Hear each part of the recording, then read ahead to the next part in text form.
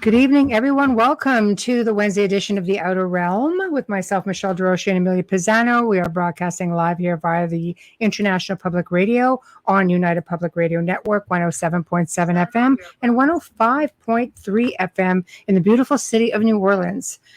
So tonight, another treat. We welcome back Marilynn Hughes to the show. She was so much fun the last time. We're going to be discussing near-death experience, out-of-body experience, astral projection, as well as catching us up on her new books and films and events that she's got going on.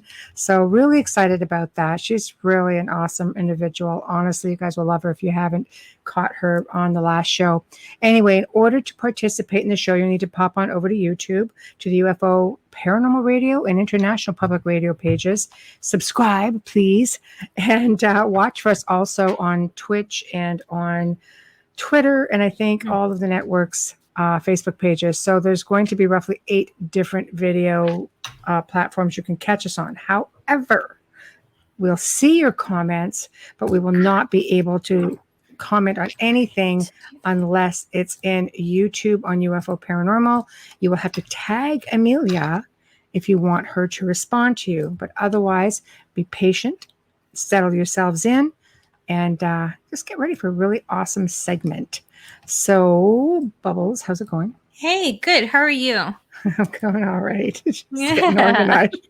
Let's see if the internet kicks me off again. Brand new modem. It's like, oh, this is really quick. Oh, we go. Yep, quick on, quick off. I know. It's quick, all right. It's like, what was that awesome. Karate Kid? It's awesome, yeah. Now you see her, now you don't. Gone. I still say blame Joe. It's like having an out-of-body experience. Yeah, just a little bit. Oh my Right God, I off the feel screen. like I'm There we having one this week because things are finally starting to open up a little bit. So Hey, this is good. yeah, I know. yeah. I like it. I like it. Me too. We'll see, though. I like it, but I don't, because being in a touristy place, unfortunately, everybody flocks here, which is great. I love to see people getting out and stuff. That's but right. You're in Niagara. Unfortunately, that 10-minute ride to the around the corner is going to take me like half an hour because tourists are so laid back and they don't never know where they're going, and you're just like, please. It's the same downtown Toronto, really. It is, but that's all the time in Toronto. Yeah, I'm not so opposed to. They were talking about limiting the city center access to public transit only. And at first I was like, are you insane? Have you ever gone to the theater down there on a regular night?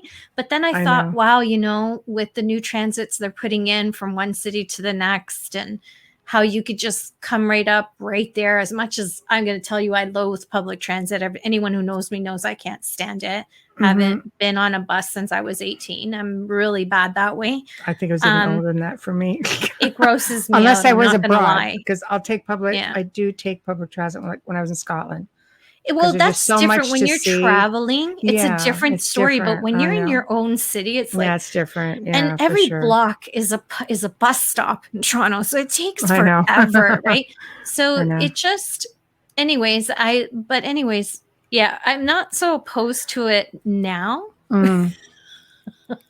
After this has been going on, I think it'll be good to keep the city center clear of that and have people be able to just walk, kind of like Times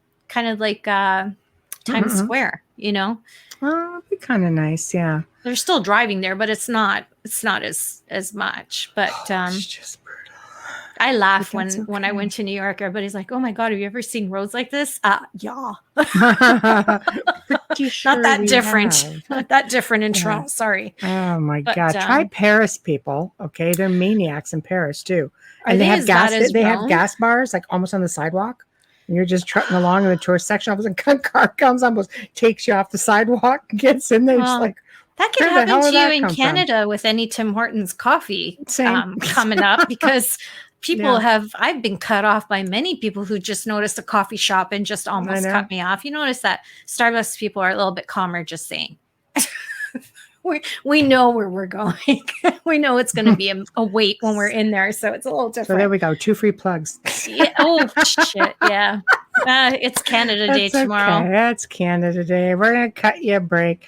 Anyway, we're going to bring on Marilynn Hughes. I'm really excited to have her back. You're going to read the bio for those who missed I'm it the going to first read time. a Part brief of the one bio because because it's like huge. Yes, which just means she's just even more amazing. Marilynn Hughes actually, if you don't know this about her, founded the Out of Body Travel Foundation in 2003. And the mission reduced spiritual and physical hunger worldwide. Marilynn has also written 101 books. I'm sure it's plus that now. 40 magazines and 18 CDs on out-of-body travel and comparative religious mysticism. These books, along with accompanying music and art, are all available for free download. And Marilynn has experienced, research, written, and taught about OBE, or out-of-body travel, actually, and mysticism since 1987. I have a crack in my screen, and has appeared in innumerable radio and television programs to discuss her thousands of out-of-body experiences. And she explains it in such an amazing way. It's just so, it's different. And I'm looking forward to hearing more about the NDEs, the near-death experiences, having experienced a few too many myself. just a few too many, just a few. I know. But yeah, I'm looking forward to seeing her again. I just loved her. Just loved her. Well, whenever Joe is ready to bring her out of the green room, we'll welcome. Hope she's got There snacks. She is. Hi, how are you? Did they give you snacks in that green room? There we go. It was Yeah, great back there. We're nothing like Hollywood. We got so much. I on know, that. right? That's funny how they call it a green room. Meanwhile, like whatever. Yeah. It's a green screen. That's about it. Not even. I think it's blue. How are you? I'm doing great. How are you guys? Great to see you again. You look amazing. Oh, thank you. So do you both.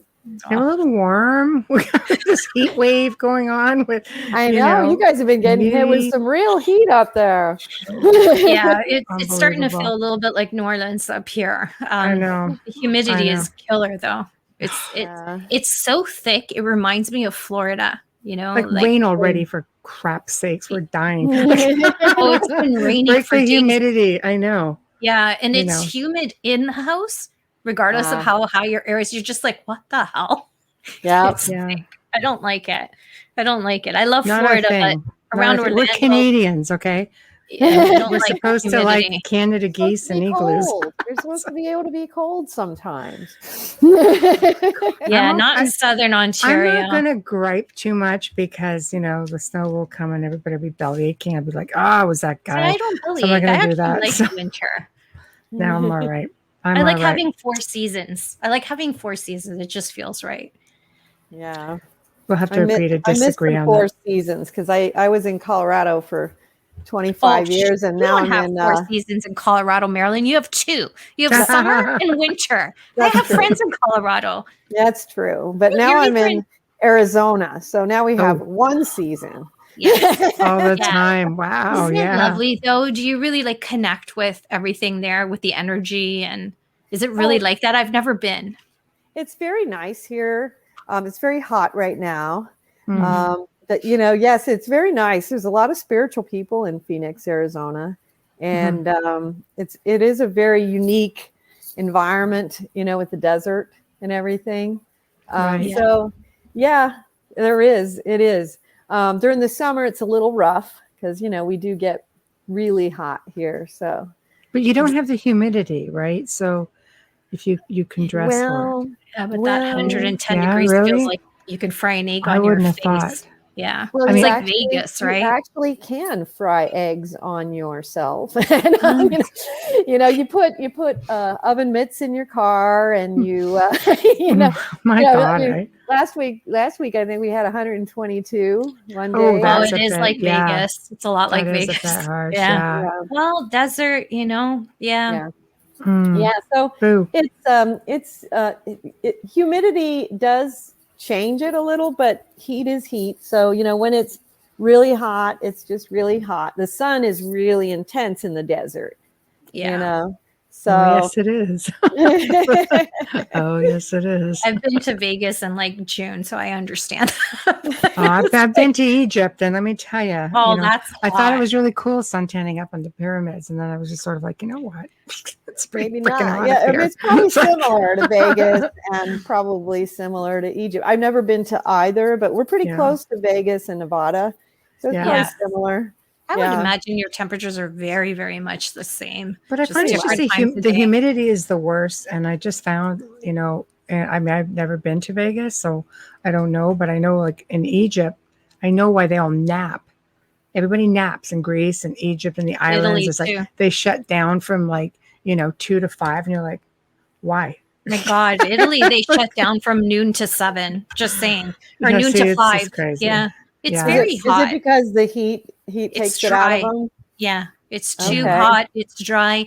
The villages are antique. They're ancient. So you don't Yeah. have air conditioning and everything, right? That's There's the true. air conditioning with a store and then the I know 'cause electricity I live in Italy. one of those houses. Yeah, she lives in one of those houses. I don't. I have air No, air it's on like- and a fan and humidity. Let me tell That's you, true. you don't know what it took me to get my hair this straight today. Okay, that's all I'm saying.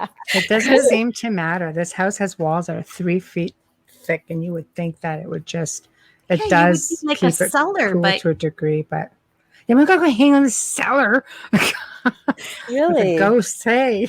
but I'm saying it's Move like a over. cellar when the walls are that thick. That's what I meant. It's Yeah, like oh a yeah, cellar. sure. Yeah, Jump I'm not out of the saying way. cellar's not a bad place to hang out at if there's wine. Just saying, you know. This is true. Maybe I just need to Italian. take a different approach. That's what Have it you is. seen an Italian cantina? Have you seen what's in an Italian cantina? I Oh my like God, it. there's food. Oh my There's food gosh. and wine next to the laundry detergent. Seriously, like it's crazy. That could work. That could That work. could work. So tell us what you have been up to, because it's been a few months. So catch us up. Oh, well, Where do you lots want to of it- start? It's all fun and exciting.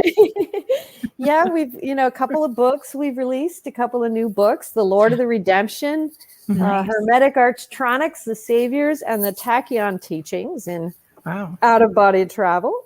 Wow. And also we released, I will grab this one, a sequel to Dialogues with the Mystic, Dialogues with the Mystic 2. So that was Nice. also released. And That's a we big have, book.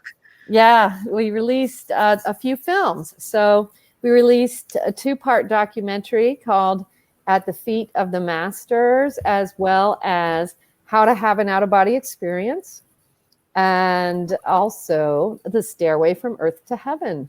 So we've been busy, and we have quite a few little projects in the can. So Wow. coming soon, the Tao of Mysticism documentary, as well as the Oh. Rites of Passage coming soon. That And sounds like it would be fun.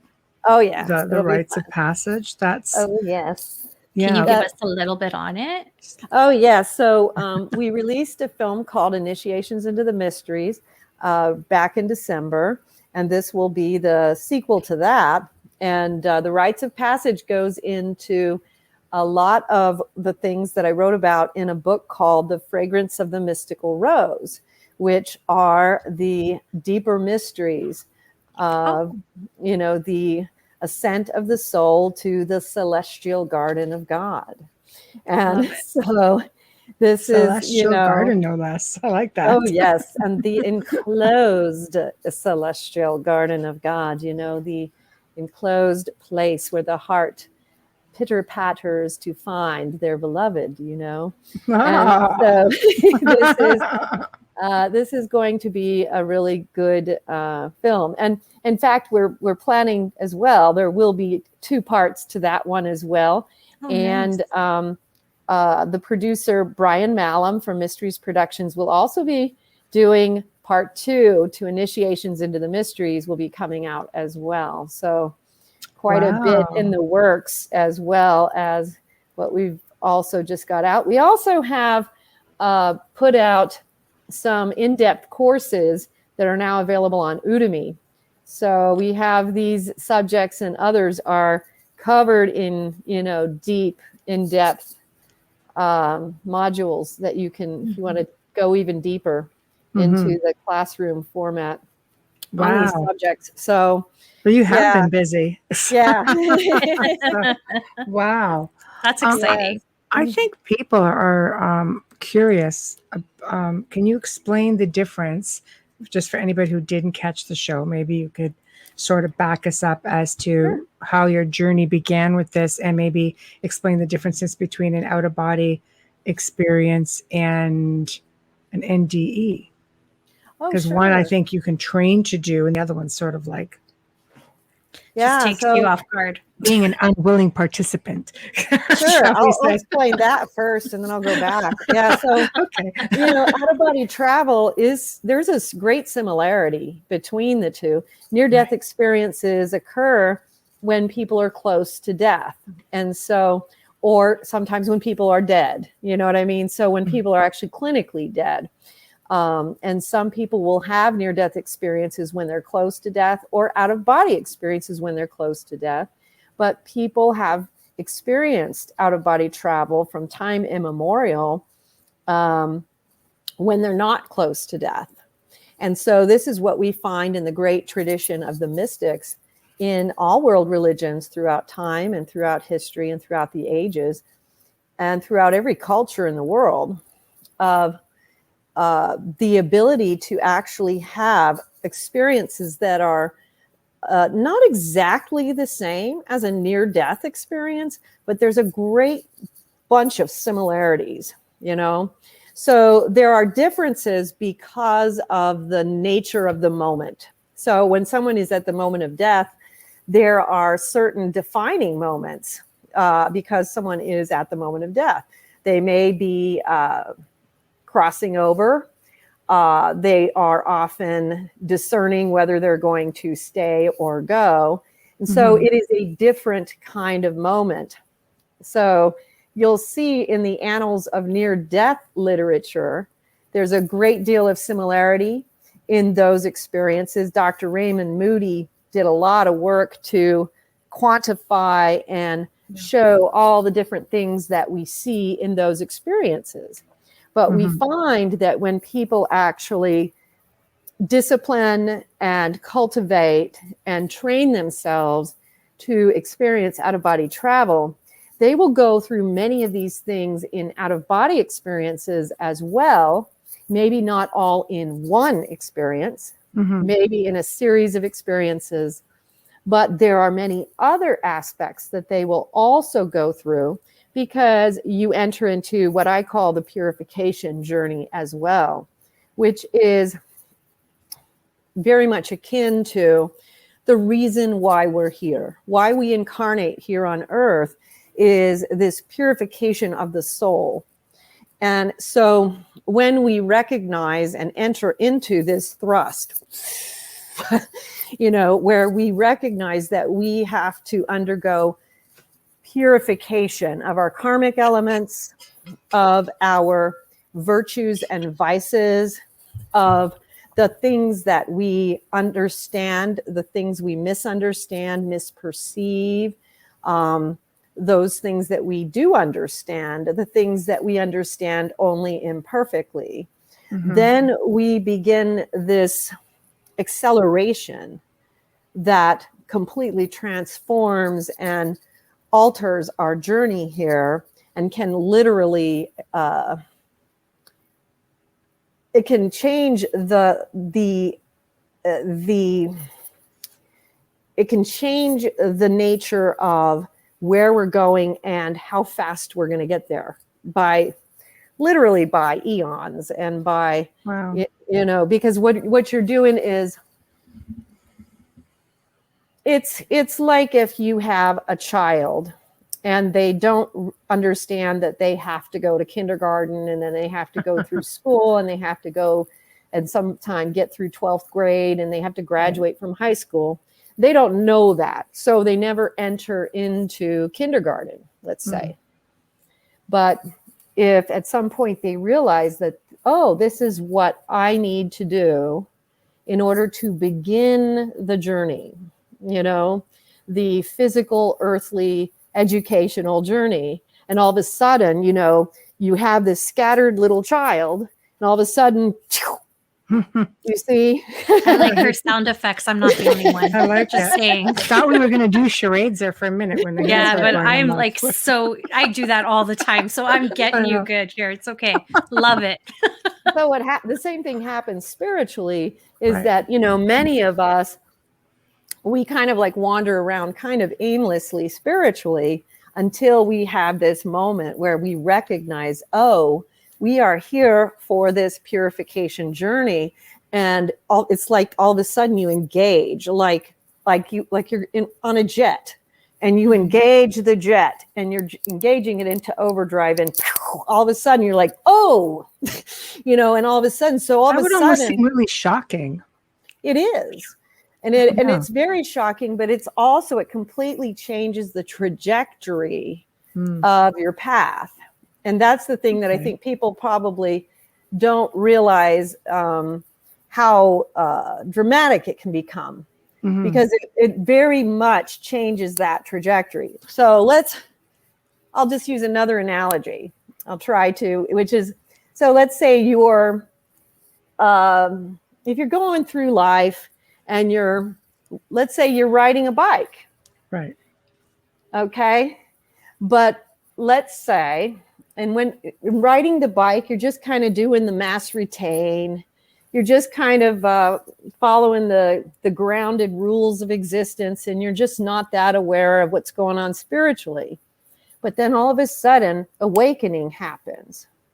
That might be comparable when that change occurs, when you hit that, going into the purification journey. So all of a sudden, now you're flying an F-16. So you're not riding your little tricycle, No, they're really booking it now. Yeah. So you passed Air Force One. Yeah. Yeah. So it completely changes and alters what's possible for your soul. Right. You see, and this is what it's hard to get it across to people, how catastrophically mind and life altering engaging into the true spiritual path can become for them. Right. So, I mean, if somebody wants to think about having an out-of-body experience, I mean, some people will go get ayahuasca, some people, DMT. Seriously, DMT. I have no comment on that. Like, what are you going to do with people? This is like a movement now, though, like psychedelics and DMT. And somebody asked me once, you want to try DMT? I'm like, what's that? It's so greeny. What is that? Oh, well, this is this and this and this. You should try it. I'm like, no, how does it make you feel? Yeah, I'm all for like, like trying to connect with, but properly. Yeah. So they're like, well, you feel like you have no control at first. Oh, so I'm stoned is what you're saying. No, I think I'm all right. Yeah, I think I could do without that.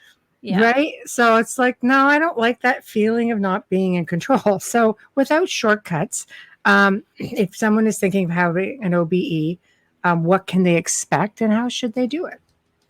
Well, I'm really happy that now we were able to release the documentary film on how to have an out-of-body experience, because it's really easy, because people would just go to the website at outofbodytravel.org and flip over to our YouTube channel and watch the film, because it's going to lay it out for you, for one. I can't wait. Yeah, it's right there. I'm leaving now. No.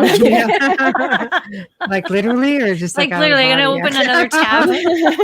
I'm excited. The thing about this is, and and I have several books as well that you can use alongside that film: Come to Wisdom's Door, The Mysteries of the Redemption, and Astral Projection Made Easy.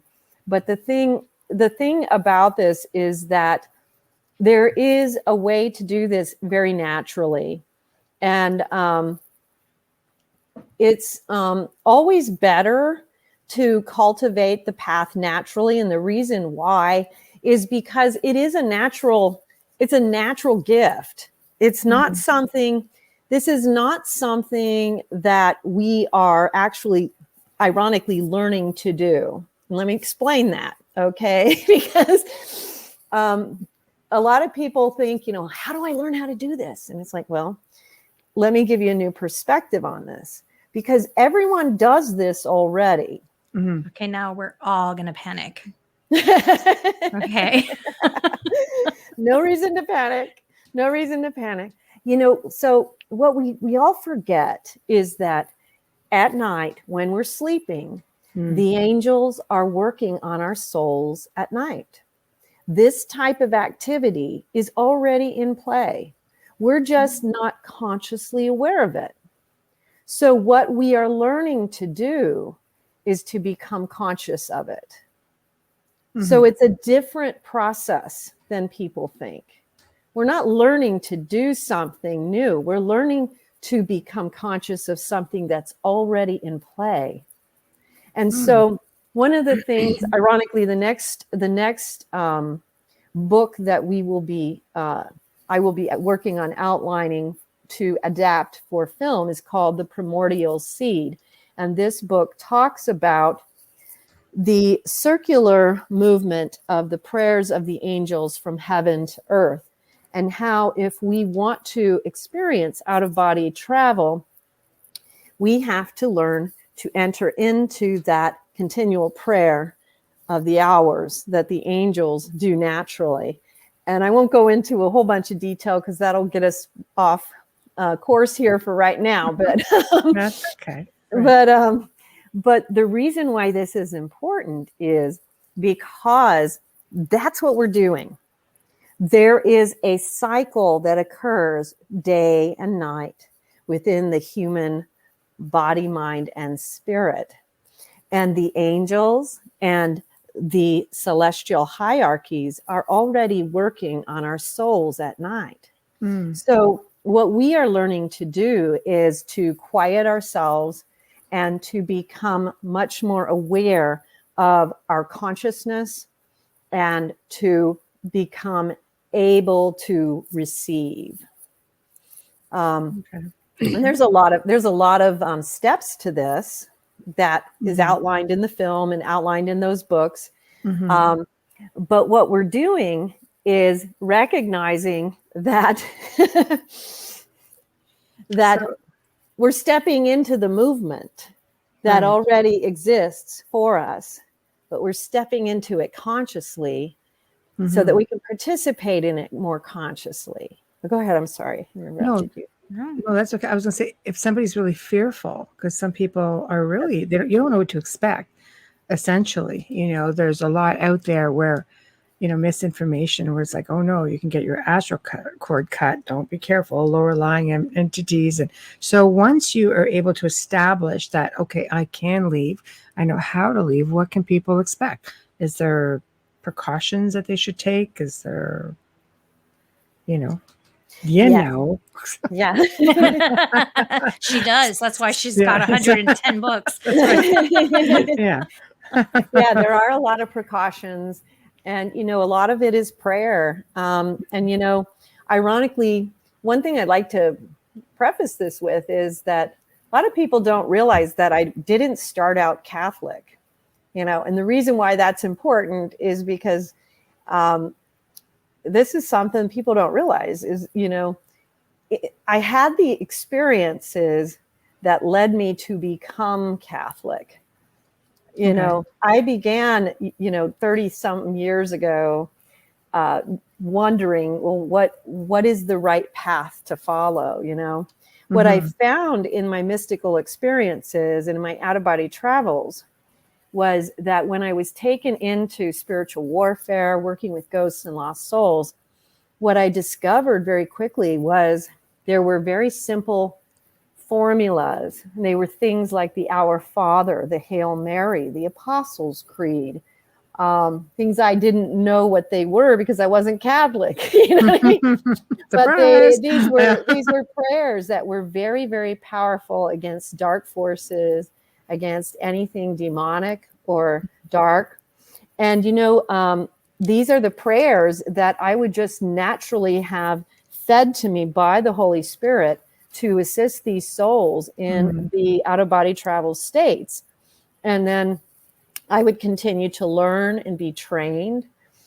And so you, first of all, you start with prayer. You have sacramentals around. So, you know, crucifixes, things like this, holy water, holy salt, holy oils. Excellent. You can see they're all behind me. I can Exorcism see. box. Yeah. Loving it. Loving it. Have a sword. And one Michelle's of the got the things, holy swords. Yes. With a sword. oh, Yeah. Yeah. oh, I love it. I love it. Yeah. Okay. And the thing that I think is important for people to know about this is, because everyone always just assumes, oh, this is coming from your own programming. It's like, no. I was not raised a Catholic. I was raised Mormon, actually. Oh, so I actually gosh. Are you serious? That's a big difference. Wow, Yeah. that's quite the Grand jump. Canyon leaps. Yeah. Uh-huh. Yeah, I actually had kind of an anti-Catholic bias. And so when I was experiencing these things, I kind of was like, what? This is kind of like not what I was expecting. And then, one thing else that I'll add to that is that then I started meeting other people. And I started meeting people, ironically, who were close to death, people who were nearing death, who were struggling with the same questions. Like they weren't sure, like maybe they had been Lutheran their whole life. And I'll tell you a story about someone I knew who had been Lutheran his whole life. His father was a Lutheran pastor. And he actually spent most of his life making fun of me because I was kind of a Catholic, kind of mystic. Not, I wouldn't call myself a Catholic mystic because I'm a little bit too out there. I want to be fair here, because, but he would make fun of me a little bit in a very lighthearted, not in a bad way. Right. And then when he was closing in on death, he came up to me one day and was very serious. And he said, Marilynn, I have to talk to you. And I was like, okay, what? And he said, I had a near-death experience. And he was really, really, really moved by this experience. And he had been taken towards the tunnel with the light. And he said, I saw all of these traditional Catholic things. He said there were the Catholic sacramentals, the prayers, all these things. They were the traditional Catholic things. And it was the traditional Catholic priests, the traditional Catholic, all these things. And he said, I'm just completely blown away by it. And I have to become Catholic. He became Catholic and he was buried in a Catholic funeral. And he was completely converted by that experience before his death. And I've heard this from others who have had experiences where and of course, other people who have had out-of-body travels, mystical experiences where they were not necessarily Catholic, but they go in and they're doing spiritual warfare. And what's happening? They're reciting the Apostles' Creed or the Hail Mary. They might be Buddhist and they're doing spiritual warfare with these things, the Lord's Prayer. And so what I'm trying to say is, for those who might say, oh, this is just your own programming, I'm telling you that this is happening. No, it wasn't my programming. And there are a lot of people who it wasn't their programming either. So yes, that might be the case for some where maybe they were Catholic before this happened, but there are a lot of people where that wasn't the case. And so in my case, I became Catholic as a result of the experiences that I had that led me in that direction. And so that's an important understanding of the order of how things occurred rather than, That's very interesting because you don't usually hear that, and we always say prayer is power of words and intention. Right. Exactly. Yeah, it's interesting that you said that because I was raised Roman Catholic and I've had NDEs and my experiences have been completely different than anyone's I hear. Yeah, mine are really different. It's funny how the first time you're just like so in awe. The second time it's like, okay, this is looking familiar. The third time you're like, okay, when is it going to stop? Pick a door, but it's. Can I phone a friend? Right? Can I call Michelle? Can I call Michelle? She'll reel me back in because I'm squirreling even on the other side. But no, it's just interesting. I really want to read your book because of that. I want to read about other people's experiences. When you've experienced it, you're so curious to know what other people, you know, have gone through. And like anybody, is that real? I mean, yeah, I talk to dead people. I do different things, but that was completely bizarre to me. Like, it's just so surreal and so beautiful. I'm not saying it wasn't. It was very beautiful, but I didn't see any of that. I did have a connection with my mom who passed away in the last one because she actually sent me back. Good for her. So, she knew you had stuff to do. That's what moms do. Yeah, send you back. Listening, still not listening. No, exactly. But yeah, if it ever happens again, Michelle, I'm calling. I'm just saying. But I'm gonna phone a friend. The funny thing is, every time it's happened, I've been in a hospital. That's the funny part. I've been surrounded by doctors and nurses every time it's happened. Yeah. So I really want to learn about was that common to hear that they had these experiences in a Catholic way or in a prayer way? Did they experience a lot of dark forces on that side? Because I didn't. So, well, you know, it's interesting because I was always very interested in that because for the same reasons, you know. So I've studied a lot of different people's experiences, and from what I understood, I did some research on like people who had near-death experiences of heaven and hell. And there was a particular cardiologist, I think his name was Dr. Maurice Rawlings, who did research into this because he was a cardiologist and he, you know, resuscitated a lot of people. And what he had said was that in his experience, that he had about 50-50, that about half had negative experiences and the other half had positive experiences. Right. And then when you read about the people who, excuse me, had the negative experiences, what seems to be a clear message throughout those is that the moment people call out for help or pray, that Christ or another assistance of some kind, an angelic assistance, arrives almost instantaneously.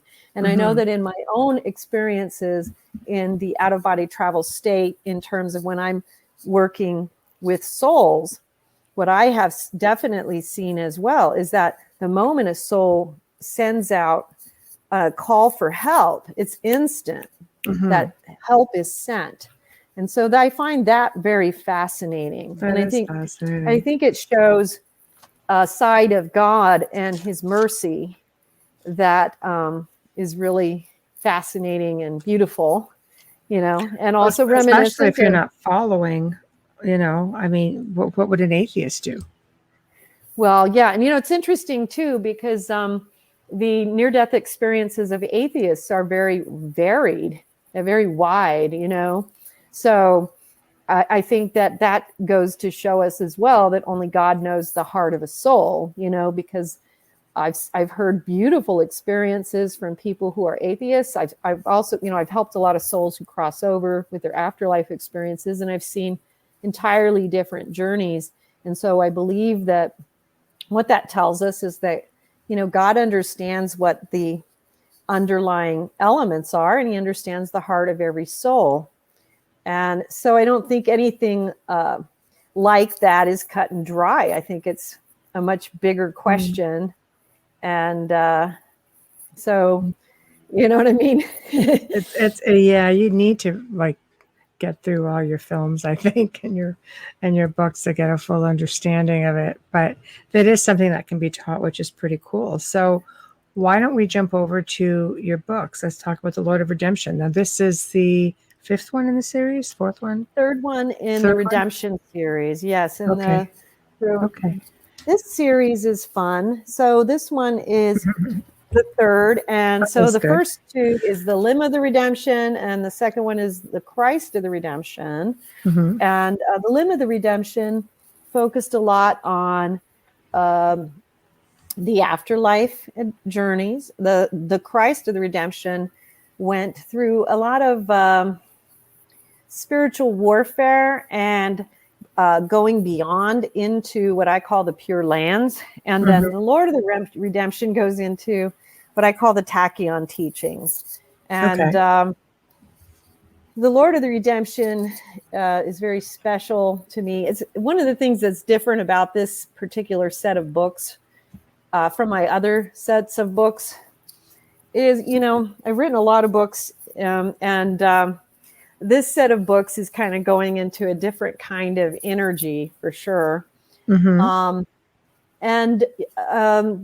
what the Lord of the Redemption does is we're now kind of going into a different sphere of experience, which is very cool, Speaking of, one of the films that we released was the 2-part documentary on At the Feet of the Masters, which is talking about the great masters of all time, who've left behind in their words in the writings of the ancient sacred texts, and how that relates to the Lord of the Redemption is that, when these great masters have left behind those words, all of our films and all of my books also lead to this point, because one of the great things in my work that I feel like all the prophets, saints, mystics, and sages have kind of led me to focus on in a lot of my work is this point, which is the gold, as I call it, which is the ancient sacred texts. And the ancient sacred texts were left behind by all those great souls who came here and figured it out before us, who came here and completed what it is we are all here to complete. And so these are the souls who came here, left behind in these extant, sometimes forgotten texts, the final words that they left behind before they were going to ascend this realm and go to the next level. And what is that next level, right? What is the next level? I'm hoping in the Lord of the Redemption, we find out. There we go. So you do know. All right. Perfect. So this is where we finally get to go to that place where the great masters go when they leave this world, having transcended all the work that we are supposed to complete in order to graduate this realm. That purification journey, that purification, discrimination, and discipline pathway that we are here to complete. And that is the tachyon field. And I have to pause because it is a place of great holiness and silence that I just have to pause for. And this is the tachyon field, which is, the tachyons are particles that vibrate beyond the speed of light. But the tachyon field is this beautiful world of pure adoration of God. And when you enter into it, it is a place of infinite vibration, wherein these masters, these mystics, these prophets, these saints have left those final words of gold. And they are gold. Why? Because those golden words contain within them that secret, those secrets that we need in order to follow them in their footsteps to where they lead. And where they go is this great, beautiful, peaceful place, this space where only adoration remains. And when you are there,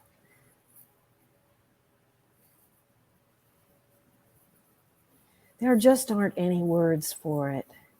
Right. And once you've been there, you never want to leave, and you never want to you never want to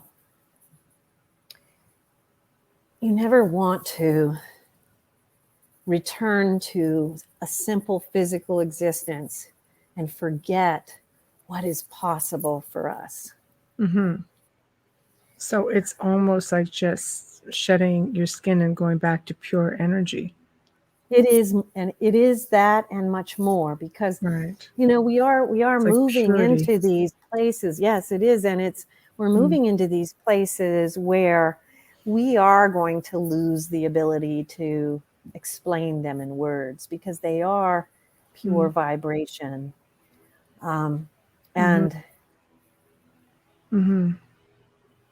yeah, it's difficult. You're very passionate about it, and I can tell that. It's just, it moves you. Oh yes, and yes, it's just I have goosebumps. yeah. No, well, I think it's terrific. So this is basically what you are trying to teach. So what's involved in teaching something like this? Because it seems like it's hard to even muster up the words to even describe this place. So how would you teach about this? Like, this sounds like it's something old, sacred, taboo in some circles even. Well, I wouldn't call it taboo, but I would definitely say it's definitely something old, something, and one of the things about out-of-body travel is I try to tell people we're never teaching anything. We're not teaching anything new. This has been around from the beginning of time, but we're trying to help people to recapture something that's been lost. And, another one of the things that you're going to find in the Lord of the Redemption is the path to get there. Right. And you're going to find it in the ancient sacred texts, because there is this hidden little pathway that the Lord takes me through these monasteries in the stars, where he shows me these secret little texts that show me the secrets of salvation as shown through some extant texts, and how many of these things have been lost and forgotten, but they're not gone. They've just been forgotten. It's so sad when you think about it, because the ancients were very much in touch with themselves and being able to, to do this. It's almost like it's a lost art. Well, one of the things that we have done in our modern society that I'm really trying to re-tap back into now, because I'm working on the 4th book in the series. This one is, believe it or not, the aliens of the redemption. Oh, I like it. And ironically, I've had the really cool honor of meeting Nefertiti, who has taken me back into ancient Egypt and shown me some of the lost texts from her time, which she tells me that there were things that were lost to our history. And so she's showing me some really neat things that were very, very holy that have been lost. And so we're working on this one. But what we have lost here in our modern world is that we are so all, connected to electronics and devices and things like this. We forget, let's just take a moment to, I'm going to transplant you all to just another moment in time. Let's just go back to, let's just go back to I'm just going to take you to the 1200s for a moment. I like the 1200s. Let's pretend. Yeah, let's pretend we are hanging out with Saint Hildegard along the Rhine in the monastery, where Saint Hildegard would, in the silence of the night, listen to the sounds of the angels and literally bring in that heavenly liturgy that she composed. Because she didn't compose it, she heard it. Why did she hear it? She heard it because everything was quiet. She was able, in a sense, to bring the tachyon fields into her sphere. Mm-hmm. And she had the most stunning visions of the salvation of humankind and the mysteries of the redemption itself. You know, the visions that she had contained so much mystery. Mm-hmm. And for just a moment, the three, you and I, and all three of us, let's just imagine we're just nuns in her convent. You know, because there were maybe 20 or 30 nuns in her convent, and they were alone. And they were just them for maybe 20, 30, 40, 50 miles. Mm-hmm. Imagine the silence of the night. Imagine the silence and the birds that you would hear at night. Mm-hmm. And imagine the sound of the nuns singing those liturgies with the circular song of the angels from earth to heaven. Mm-hmm. Do you see how it might have been easier for them to do this? Definitely easier for them than it would be for people of modern time with all the technology Right. and the cell phone towers and the Oh, satellites and yes. interference of frequencies and vibrations.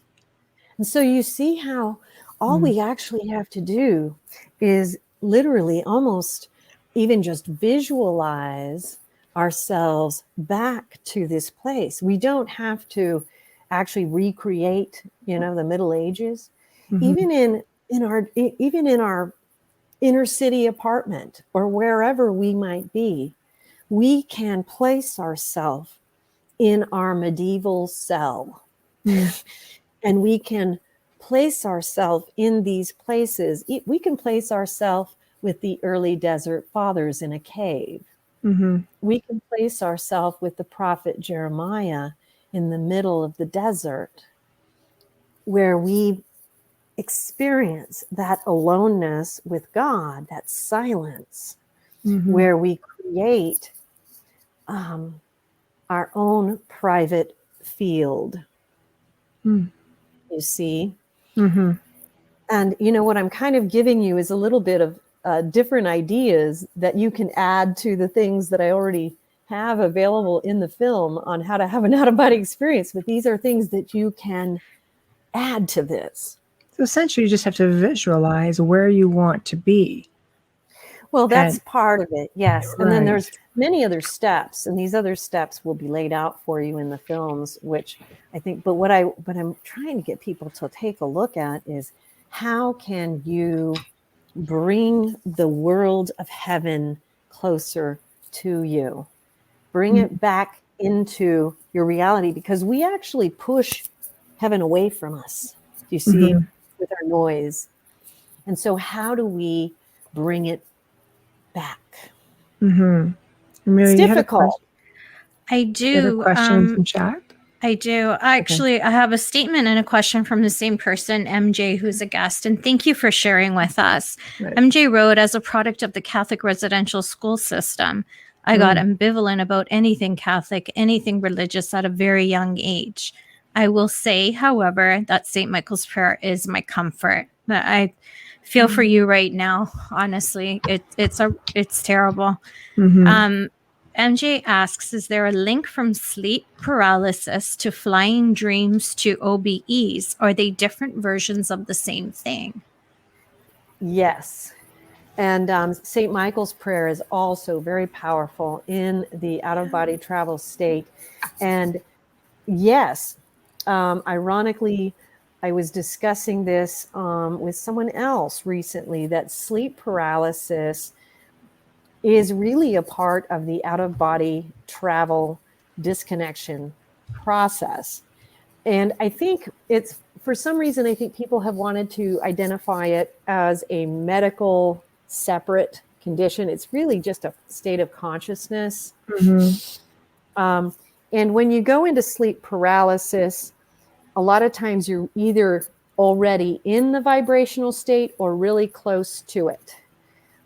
When you get into the vibrational state, you often will be in a state of sleep paralysis, and that's when you're ready to start with separating from your physical form.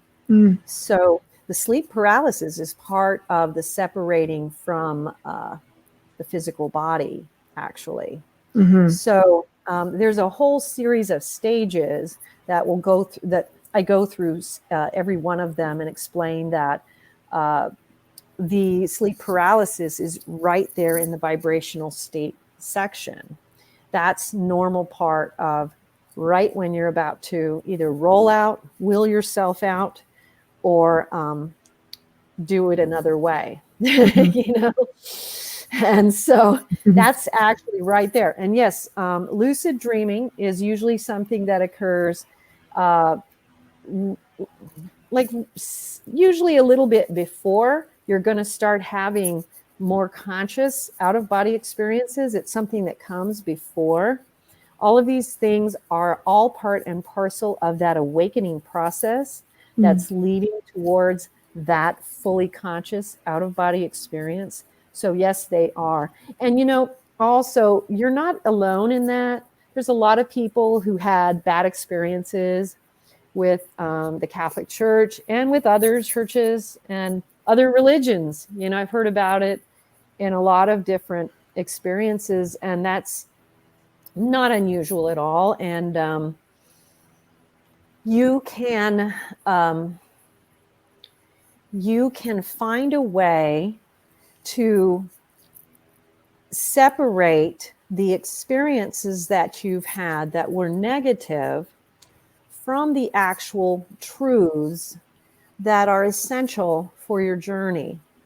One of the things that I try to get people to understand is that people, just like everything else, people run churches. And, our Lord Jesus is not responsible for the mistakes of the fallible human beings. That so essentially it's believe in the deity, or just not so much the fan club of the corporation, sort of like the that. establishment. Well, there is value to the church and its hierarchies, and its existence is valuable and it has purpose. It's imperfect. You know what I mean? It's imperfect, just like every human being is imperfect.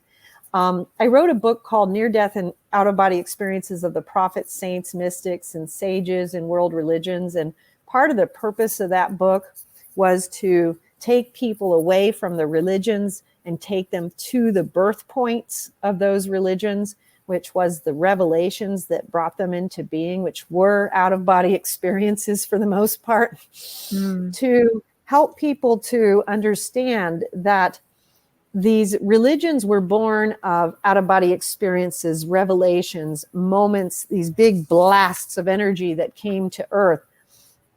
What happens is that those moments then are always taken by other people, and people try to codify them into structure. And the Holy Spirit can't be structured. It's just not completely possible. But there is purpose to these other things, like theology and things like this. There's purpose to it. They do get out of hand. You know what I mean? They do. So people have had, people have shared with me experiences they've had that are really bad. And obviously we all know historical things, and people have shared things that have happened to them that are inexcusable.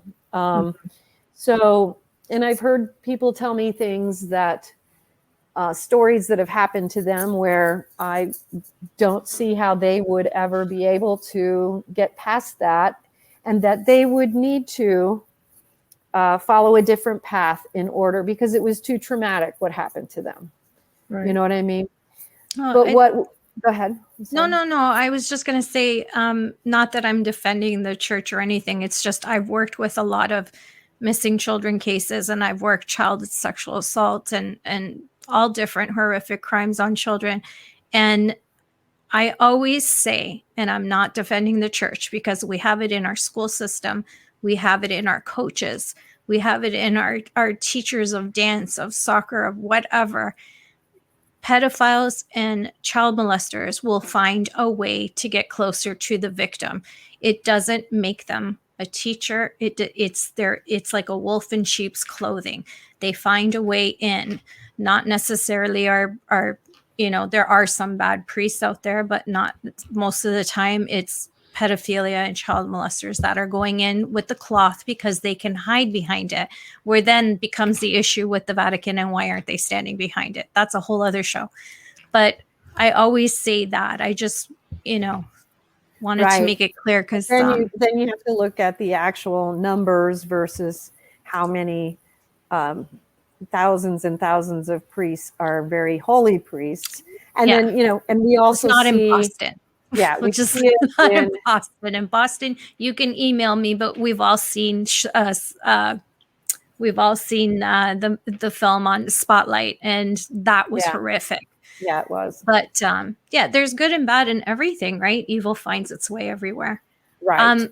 Can I just read MJ's comment again? I can get past, because it pertains to your answer. I can get past the demonic part of the sleep paralysis and make myself calmer now. But now I will try to let myself truly go. Thank you.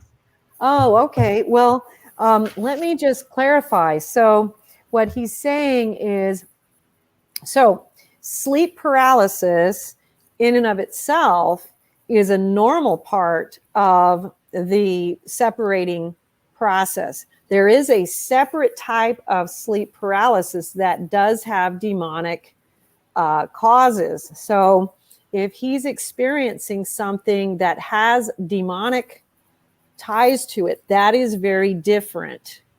And so that would be a whole different ball game there. And so the fact that he believes that it is demonic, I'm going to give him the benefit of the doubt that it probably is, because most people can tell that. There are demonic oppressions that occur, and people can usually tell very quickly because they know. It's very intuitive. You know what's happening. I've experienced it. Yeah. Me too. Yes. Yeah. And many people have. So that's a very different thing. Now, if you're experiencing something like that, you're going to want to handle that very differently. And, definitely send me an email at Marilynn, Marillynn, Hughes, Hughes, at outofbodytravel.org. And we can try to take this apart a little bit more in depth so we can try to help you out more. But what you're going to want to be doing is looking more at the spiritual warfare aspect of it then. Because if you're just dealing with the normal sleep paralysis that comes with separating from the body, that's very different than a demonic oppression. Now, there is a book that I have in the Mystic Knowledge series. It's called Spiritual Warfare, Angels and Demons. And you can download that. Like, all my books are available for download for free. If you go to outofbodytravel.org and go to Out of Body Books, go to the Mystic Knowledge series and download that book. And there's also one called Ghosts and Lost Souls. Both of those books will help a lot in identifying what type of oppression you might be dealing with. And that's a good place for us to start. But I would really like you to email me so that we can try to identify it. And I would not encourage you in that particular instance to just follow through with it. I would go a completely different route. And I would also, when you are experiencing this, I would have you recite the Our Father prayer. And I would also have you do the first stanza repeatedly, which is, Our Father, who art in heaven, hallowed be thy name. Thy kingdom come, thy will be done on earth as it is in heaven. That part, you do that repeatedly. That is one of the most powerful parts of the prayer. It is an exorcism prayer in the out-of-body travel state. Also, repeat over and over again, Christ crucified. Christ crucified. These are things that actually cause the skin of demons to burn. Those are things I would start immediately, but I would not be pushing forward if you're feeling that there is demonic oppression at all. I would absolutely be wanting to do a lot more discernment first to find out what's going on. Well, MJ says, not anymore. I have learned and prayed, and it's not a bad thing anymore. Thank you. I pray, smudge, and have learned over time. Just said thank you again. Well, thank you for sharing that with us. Yeah, that's very helpful. And I'm sure all of those things will help others who are listening as well. Exactly. So thank you for sharing those details. Very helpful. Yeah.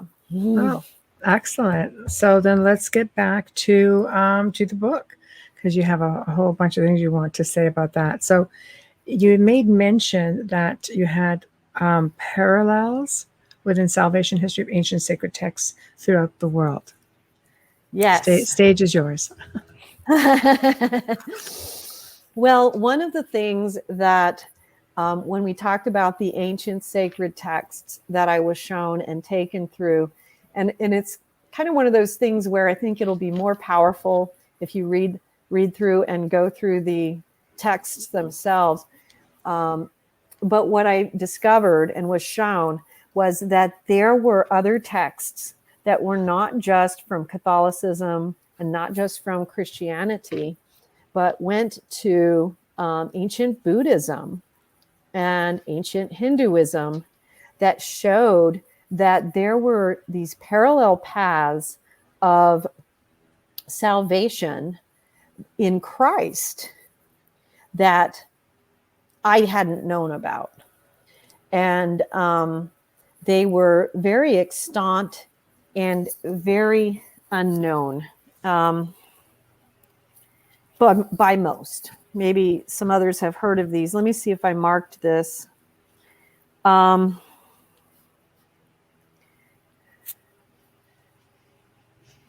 So, ironically, what we find is in some of these ancient Buddhist texts, I don't know if you guys had heard of any of these things, but ironically, the Buddha had actually prophesied the coming of Christ. Yes. And these records are kept in one of these ancient Buddhist monasteries.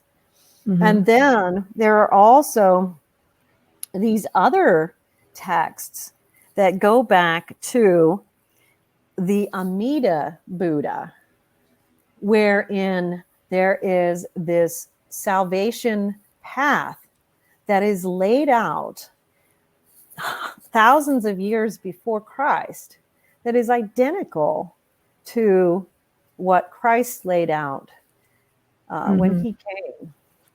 And you have to read the texts to fully appreciate what it tells us, because what we find, and this is interesting when you compare it to what we find later when we enter into the tachyon fields, which again, remember, is pure adoration of God, is that these texts from ancient Hinduism and ancient Buddhism, which, you know, we have to remember how God was always trying to reach his people in whatever ways that he could.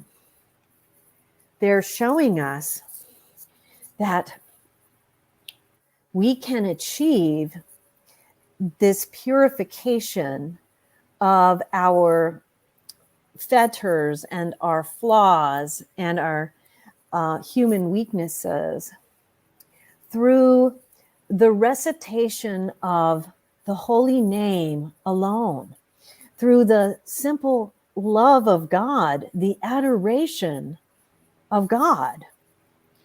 And what I found fascinating about this is that the simplicity of this path and the simplicity of it, and it's more than this, but I'm simplifying it because I have to. Thank you. It's like, all but right. for those of For you me. who are like me and really want to know the meat of it, read the book, because you can download it for free. And is that you literally are finding that the refinement of our soul is something that is not so hard won. It is something that the Lord has provided to us, and it was provided to us in a variety, a myriad of ways during the time of Christ, since the time of Christ, and before the time of Christ. And he has shown us that there is a simple way for us to connect, to engage into this purification process of the soul. And that is adoration of God. That there is, it sounds too simple to be true, doesn't it? I think it depends, on the perspective. But you see what people are missing when they think it's too simple to be true. They're missing one thing. So I want you to go back to my F-16, okay? And you can take this F-16 and think of your car, okay? So, if you have your car and it's in park, it sits there, right? But if you put your car in drive, what does it do? Goes forward, right? So when a soul enters into adoration, it's kind of like, let's go with the Starship Enterprise, okay? I'm like all about examples today. Warp speed, it's working though. When Jean-Luc Picard would say, engage, what was he doing? So when he said engage, they did go into warp speed usually, right? But what he's doing is he's putting the Starship Enterprise into drive, and it would start going forward. When we enter into adoration, we are engaging the gear. We are putting in the afterburners on the F-16. And what happens when you engage the afterburners on the F-16? You hear a lot of noise, and that thing goes.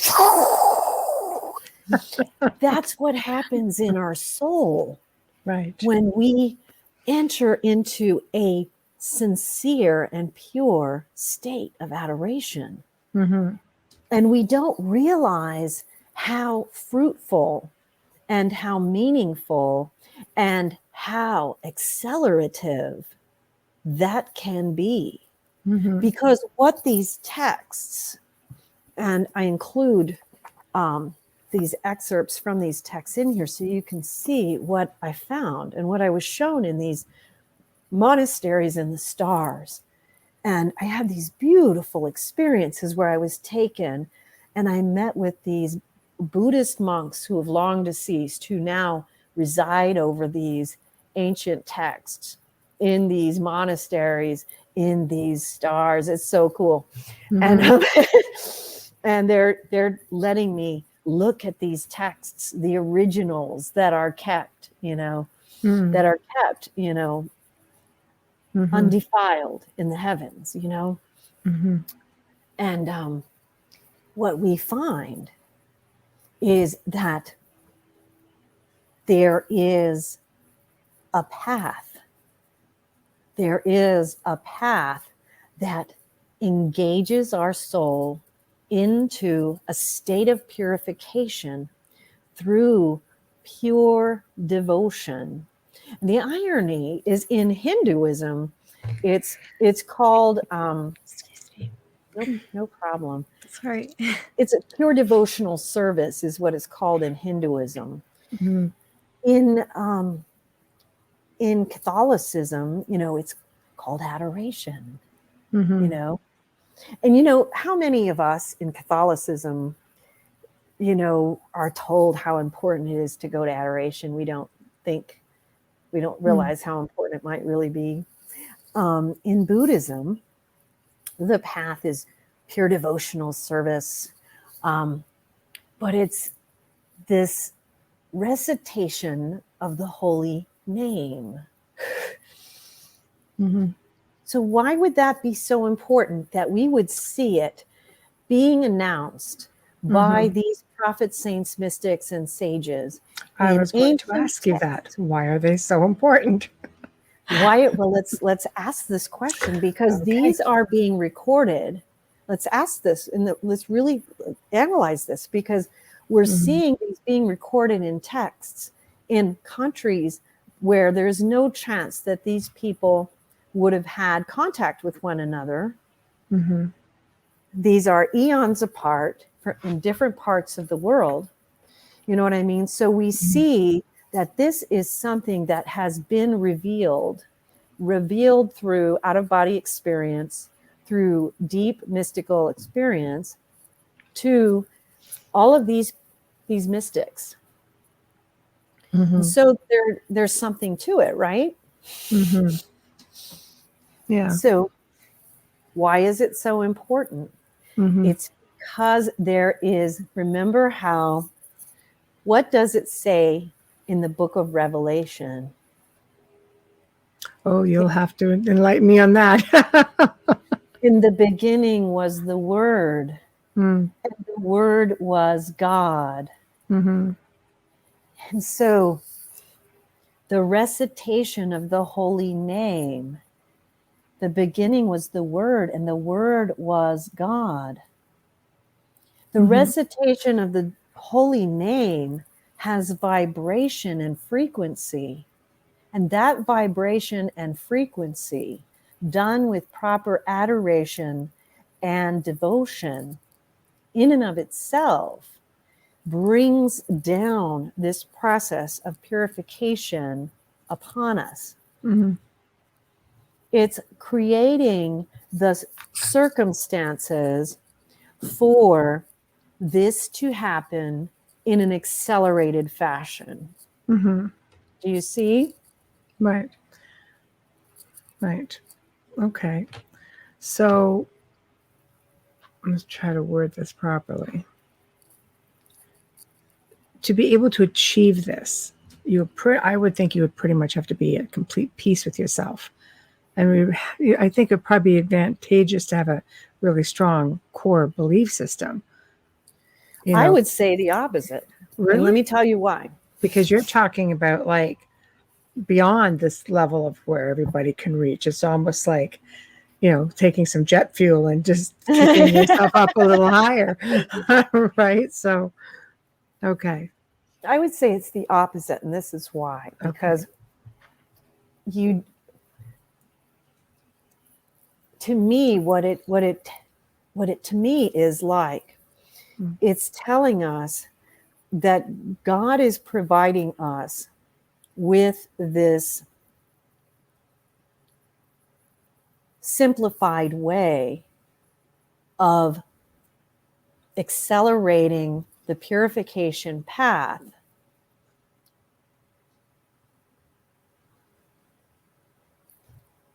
despite how not at peace we might be with ourselves. Right. Okay. Because we are able to engage that path. We are able to engage that adoration, that devotion, regardless of our interior state. We are able to do that regardless of where we might be in that path. Right. It's a profound gift, because it's like, instead of asking us to take this path like the long road, it's saying, here, you just start here and you just enter into the vibration, and I'm going to give you the accelerated version. I'm going to move you from here to here, instead of you having to go step, step, step, step, step, step, step, step, step. I'm going to just take you, I'm going to move you vibrationally through some of this.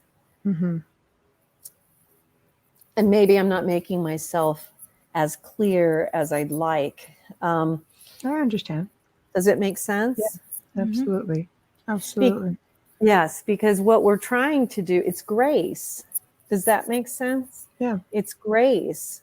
And so, like when you enter into confession and you're coming out of confession and you're receiving grace for that, and you know that you're going to utilize that grace to help you to overcome whatever fetters, whatever vices, whatever things you're struggling with. And what this is telling us is that adoration itself is an accelerant. Okay. Okay. Okay. I'm learning. This is what we learn as much as the listeners I'm do. taking notes. Right. I'm like going to be off the show and on that documentary right after. Well, and I highly recommend that, because everything I'm telling you is a plus, a bonus to the documentary.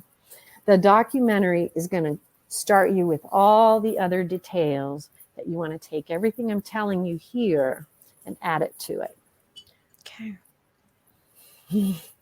It's great because there's a lot of validation in there for me too, which is important for, I think, a lot of people when they go through experiences like that. Spiritual experiences can be so confusing. Yeah, they scary. can be. Yeah, they can be. They can be. And they can be confusing, and sometimes they're hard to discern. Sometimes they're hard to interpret, depending on what you're having. You know what I mean? And so, absolutely. Absolutely. And Michael, yeah, you're right. Adoration is the most humble gift to give to God. Thank you for catching. I didn't hasn't come up on my screen yet. Yeah, that's okay, because my computer screen is like. Well, so, no, but it came up as you were saying it. Mine, for some reason, is like a minute behind Michelle, which is, well, maybe it's because you're closer to New Orleans than I am. I don't know, maybe. Well, Michael, that's an excellent statement, because that is, he hit it on the head, right? Because it is when we engage in humility itself, that is when we touch the heart of God. That's when God is then able to touch us. And so when he says what he said, which is adoration is a humble act to God, that is exactly right. Right. That is when we are able to engage into the humility that actually opens that door. Because humility is the key for all of us. Humility before God. And there is such a majesty in our Creator. And in the tachyon fields, there is this majestic awe. There is just this majestic awe. And the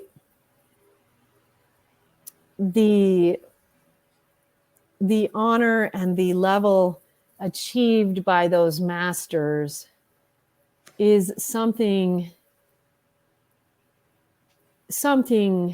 so splendid to see, something so honorable to see, something so beautiful to witness.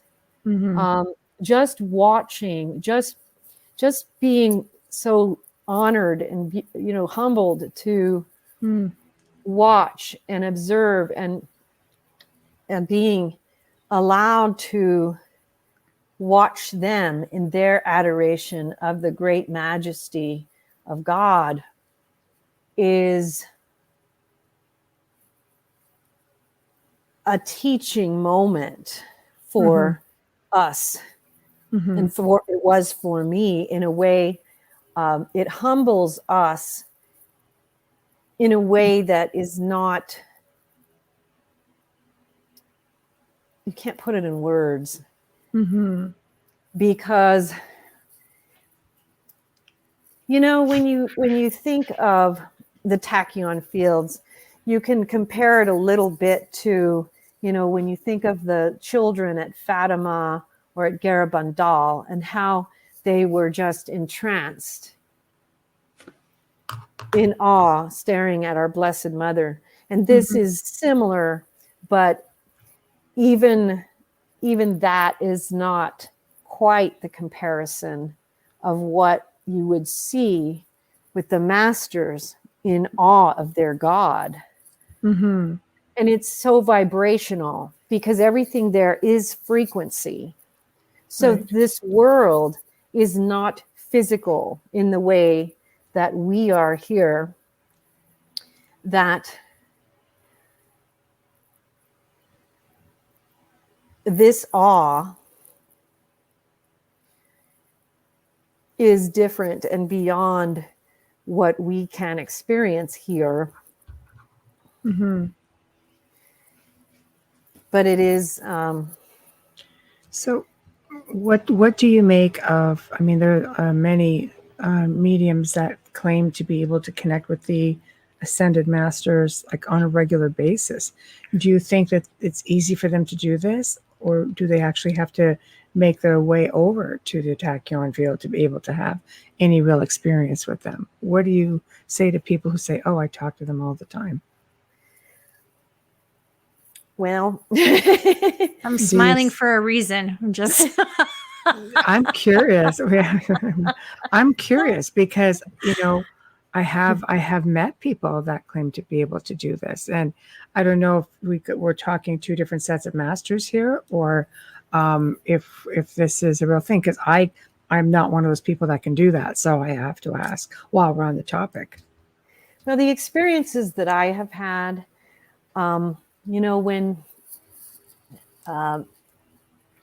when I meet a great master, or when I've met with Saint Michael, these are very holy and awe-inspiring moments, and they're not things that you just conjure up or that you're just allowed to do because you want to. These are things that are granted to you.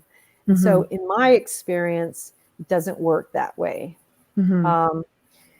So I can't really speak for other people. I can only speak that my experience is such that when you're talking about that of the profoundly holy, it doesn't work that way. And so I would never, and I have talked to people who say those things, and it just doesn't feel authentic to me. I know that in my experience, when I am taken to see someone of such a stature, there is a certain protocol to it.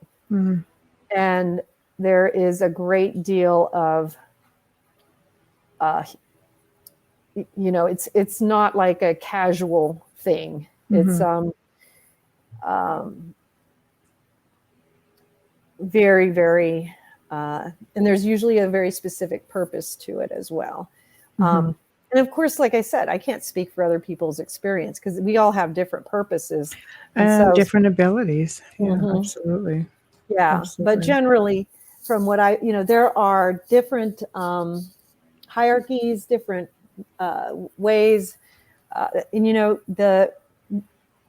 there are boundaries between the worlds that are kept in play for a reason. And so there would be, it wouldn't be quite that simple, is what I would say. Right. Okay. Yeah. Okay. No, I thought I'd ask because it's a thing apparently. So Well, and if you're brought up Catholic, you're also brought up to feel and believe that they don't have free will, and if you need them, you can call on them, especially Michael. So that's a tough one. I know it's hard to understand, and then there's people who work with them as well. But I feel that those people were chosen by them. That's just my opinion. They're chosen by the arts. Absolutely prayed to them and all that and stuff like that, and they are absolutely there. And yes, there are many mysteries that none of us can explain in terms of many different kinds of gifts. But I think it is important for all of us to be discerning about that, and to understand that these types of contacts are not given just haphazardly. So be discerning about it. You know what I mean? Mm-hmm. There are boundaries to the different realms, and there are it's not just and part of the reason for that too is that there are these vibrational differences between us and these different spheres. And what you'll experience is that when you try to enter into a sphere that is higher than your own vibrational capacity, you feel like you're being crushed because you can't go where you're not compatible. And so part of the reason it's not so simple is because you have to be trained and you have to undergo the vibrational raisings, the vibrational trainings and stuff so that you can go higher. But then you also go through a lot of rites of passage, initiations into the mysteries and things, because you have to be found. You're tried, you're tested. You know what I mean? In a lot of different ways. It's not overnight the way we think, but you can call on them for help. In my belief. Sorry. No, sorry, you go ahead and finish. No, I was just going to say the whole communication thing, I totally believe is a higher frequency. I agree with you in the training in the years. And you know, I have a deep connection with Archangel Michael and Padre Pio for me. And I always have for years, like my whole life, you know. And a lot of the Padre Pio is because of my mom's beliefs. It's not because of being Catholic. It's because he was actually, you know, he actually lived in her lifetime and died in her lifetime. So I heard all the stories, and my brother-in-law is from the town that, you know, Padre Pio was born and raised, and later where you can view him, believe it or not, in the church in San Giovanni di Rotondo. But I'm like just in awe of his, everything about him, you know. Well, and one of the things about Padre Pio too is that when he accepted one soul, he accepted their whole family. So if he was attached to any member of your family, he accepted your whole family. And I feel that way about Padre Pio too. I love him. Me too. I can't turn my laptop around. I have a huge photo of him actually. I have a question. Sorry, we're having a moment. Yeah, that's okay. So I understand that we have to, I guess, sort of evolve to the point where we can go up to all these levels and you're tested. But is that not based on your soul in this lifetime, as you're being reminded on how to go through this process, this progression? Some souls are very old and they probably can do this with their eyes closed. I think we're limited by the physical more than anything. So what about those old souls? Like, do they just get tested with every lifetime, in your opinion? Or do they just get there and say, get out of my way, I know what I'm doing? It's like, up you go. Like, says, how would that work? Well, it's like being in soul school. You know, can you imagine? I know. Well, the age of the soul doesn't necessarily, I mean, we can be old souls, but still, you know, I mean, a lot of us have been around a long time, but we just have a lot of karmic issues that we just keep recycling with. So that would hinder you then from. Yeah, you can be around a long time and just still be doing the same thing over and over again. Narcissist. Sorry. Purge that garbage then to be able to. Yeah, basically, you know, again. I mean, there's a real simple way to quantify if you're incarnate on the earth.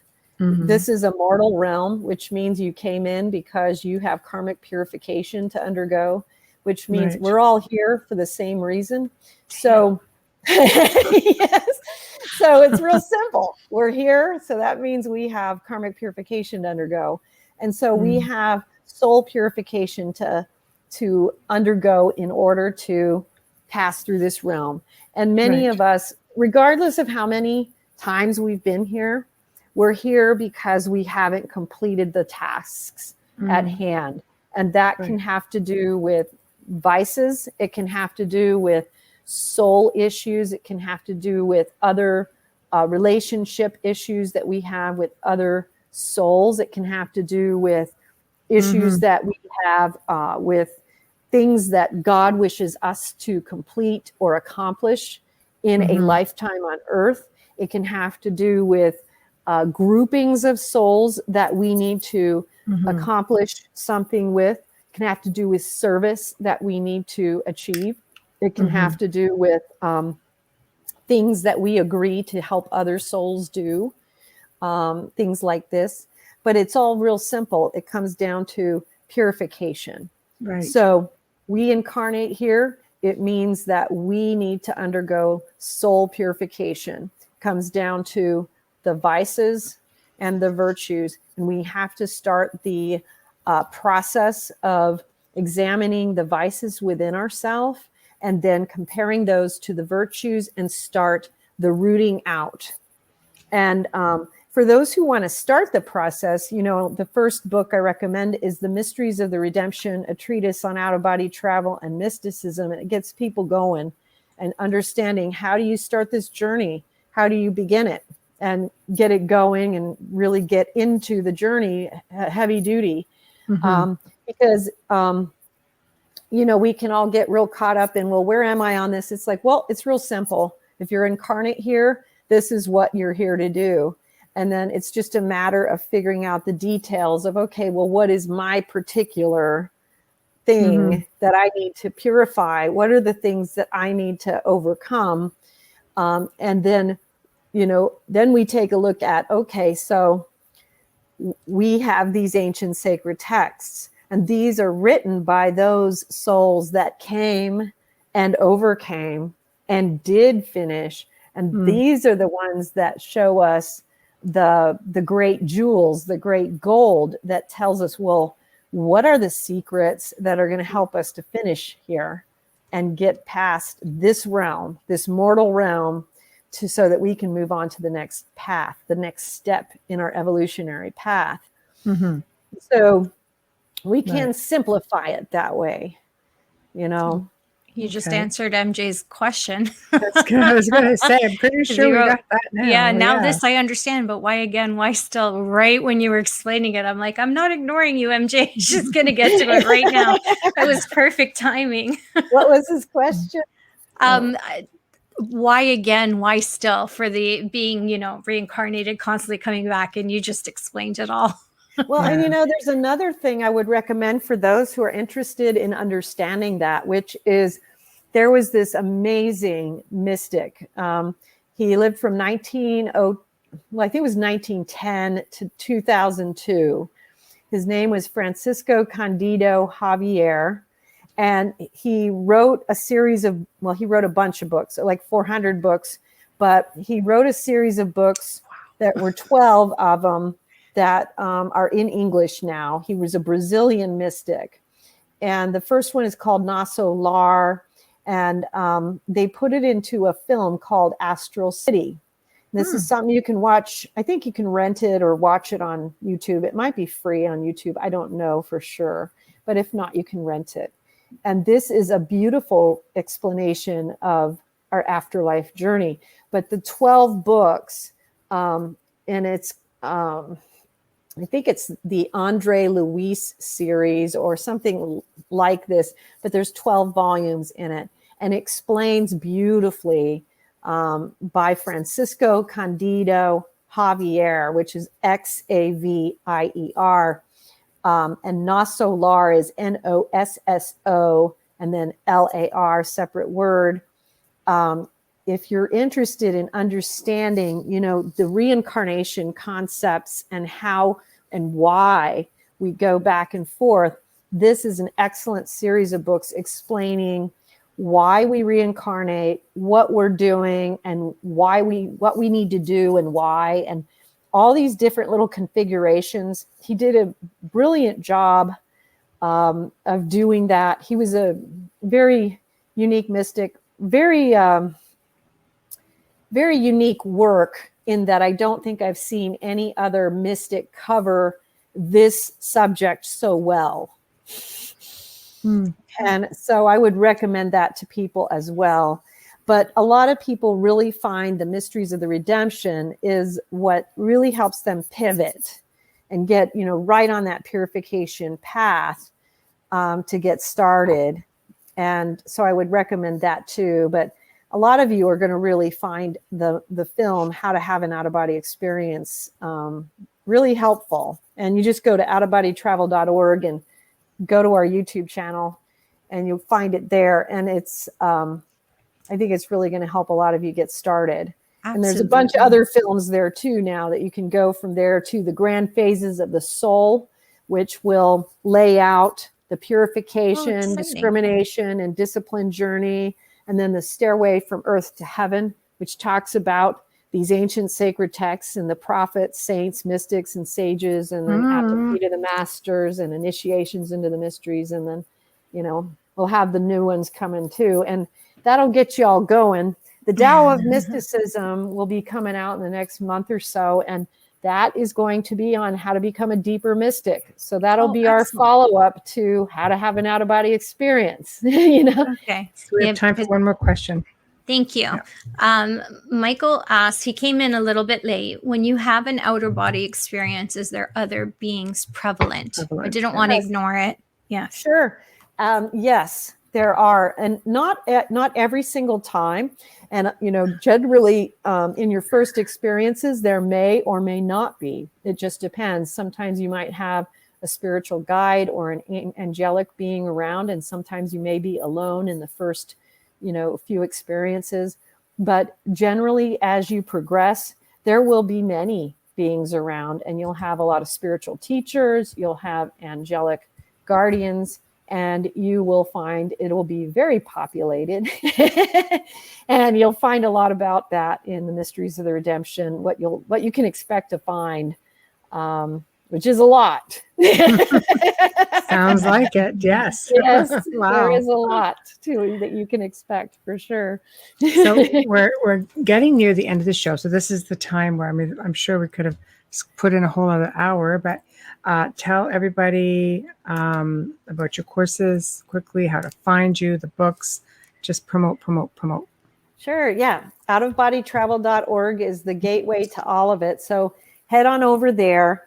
You can find Out of Body Books is where you can download all the free books. You can find all of our films. Go to the footer of the page, click on YouTube. You can go to our YouTube channel. Please subscribe, become a member. We also have the Udemy link is there, so you can find all our courses there. So click on that, which is our courses. And what else do we have there? We have lots of fun little things there. Lots of things in the footer of the page for everything you're looking for. So we have the courses, the films, the books, out-of-body books. We have lots of art and music, which will be out-of-body music and art. You can contact me. My email's in the footer.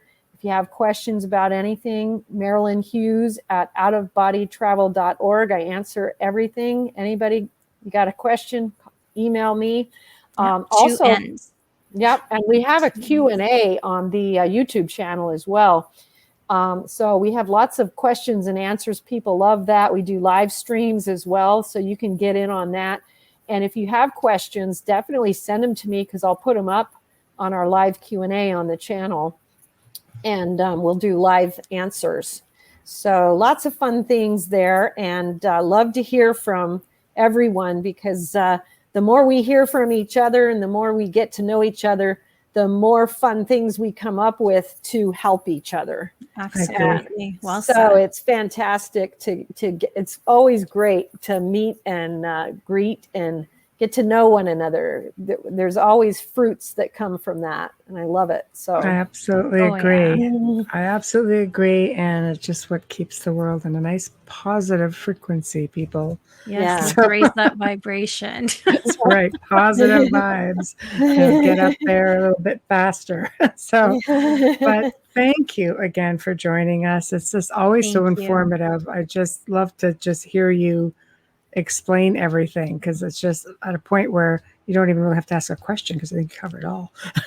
Well, and I love talking to you too. I love being on with you. you guys. So thanks for having me again. Thank you. Oh, Thank you for being here and sharing with It us. was our pleasure. So thank you. I have to sign off before I get my butt whooped. Not in a pleasant way either, I have a feeling. So, so thank you again. And we'll be in touch. And let me know when the alien book is done. Oh, I will. And it's I will redemption, 'cause definitely. that might be a little bit of a different twist. It probably So, will be. I think we're going in a different direction. It'll be fun. I know. I like it. I like it. Anything that the listeners could basically say, wow, I never thought about that. So we aim to please. So thank you very much. Thank you. And we will be in touch, and you let me know when that's ready, and we'll do this again. Awesome. All right. Thank you. Good night. Thank you very much. Thank you, Marilynn. Take care. You too. Okay, guys, thank you. We've come to the end of another awesome segment. Thank you to everybody who tuned in. Special guest Marilynn Hughes, producer Joe Montaldo. And please remember to stop by the International Public Radio and UFO Paranormal Radar YouTube channels. Subscribe. Head on over to Facebook, Instagram. Find us on the Outer Realm. Show us a little bit of love. If you need to get a hold of us, please, the Outer Realm Contact at gmail.com. The Outer Realm Contact at gmail.com. Join us tomorrow evening as we welcome Cheryl and Linda Costa to the show for the very first time. We will be discussing UAP, UFO disclosures and their analysis of sightings, et cetera, because there's a lot of et ceteras. So you will not want to miss that show. These ladies just pretty much are versed in everything on the topic. So have a wonderful evening. We'll see you tomorrow night on the Outer Realm. Good night.